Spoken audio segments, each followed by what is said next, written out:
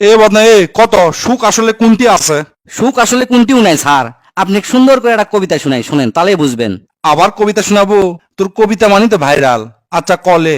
বদনা হলো ফর্সা মানুষ, বউ হচ্ছে তার কালো, এই কারণে বউ বেশি লাগে না তার ভালো। বউটা আবার কালো হলেও বড় ঘরের বেটি, বাপের ঘরত খাসে খালি বড় মাছের পেটি। ভালো খায়া বড় হওয়া এই বেচারির মুখে, স্বামীর ঘরের ভর্তা ভাজি পান্তা কি আর ঢোকে।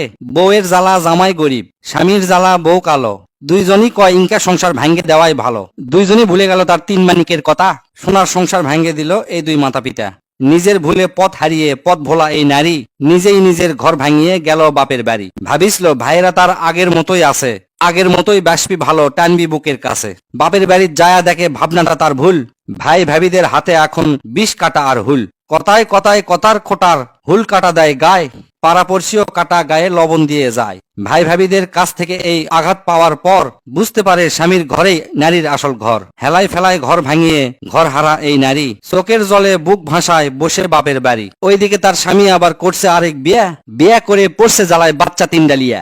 এমনিতেই বাচ্চা তিনটার মাও নাই তার কাছে, এখন আবার সৎ মাও তাকে লাগিয়ে থাকে পাশে। খাবার দাবার খায় না ওরা, সারাদিন ঝিমাই। এক রোগলে বাপটা পড়ছে ফাটা বাঁশের সিপাই। সিপাত পরে বাপটা কান্দে লিজেই লিজের দোষে, মাওটা কান্দে ঘর হারাইয়া ভাইয়ের ঘরে বসে। এই যে এত কান্নাকাটি এত চোখের জল, সবই হলো হেলাই ফেলায় ঘর ভাঙ্গিবার ফল। কারো যদি ঘর ভাঙ্গিবার স্বপ্ন যদি জাগে, এক রোগ একটু দেখে লিও ঘর ভাঙ্গিবার আগে। স্যার কেঙ্কা আছে আমার কবিতাটা? সেই সুন্দর আছে রে।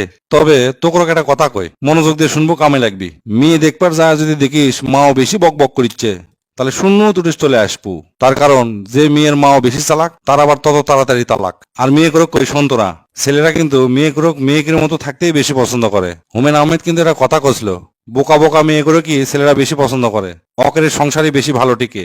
আপনার কথা আর খুব সুন্দর যুক্তি আছে স্যার। তবে আমি একটা কথা কই, জেল্লা বেটিসল স্বামীর বাড়িতে আসে স্বামীর পক্ষে থাকে না, স্বামীর বিপক্ষে কথা কয়। এই জিঙ্গে ধরেন কয় বিয়ার আগে আমি হ্যান আসনো তেন আসনো, এই খাসি সেই খাসি, আমি উমুকের বেটি। এই যে এরা মনের মধ্যে অহংকার, সবসময় অহংকার বোধ, এটা মেয়েকে চরম এরা ক্ষতি করে। সবসময় বাপের বাড়ির পক্ষে লে কথা কয়। একটা জিনিস ওরা বোঝে না যে স্বামীর বাড়িতে আসার পরে স্বামী তাকে সব, স্বামীর থেকেও বাপের বাড়ি বেশি টান হলেই সমস্যা। আবার কিছু কিছু বেটিসল করে কি, স্বামী মিথ্যে না কিছু করলেই ফোন করে মা কয় দেয়, মা তোমার জামাই আজকে ইল্লা করছে, তোমার জামাই আজকে মিথ্যে না জোরে পায় দিছে, সেই পাদের কি গন্ধ, পাত ভাজলে হাফ কেজি গো বাড়াবি, ইঙ্গা করে কয় আর কি। যাই হোক স্যার, সব কথার এক কথা, দুইজনাকে স্যাক্রিফাইস করা লাগবে।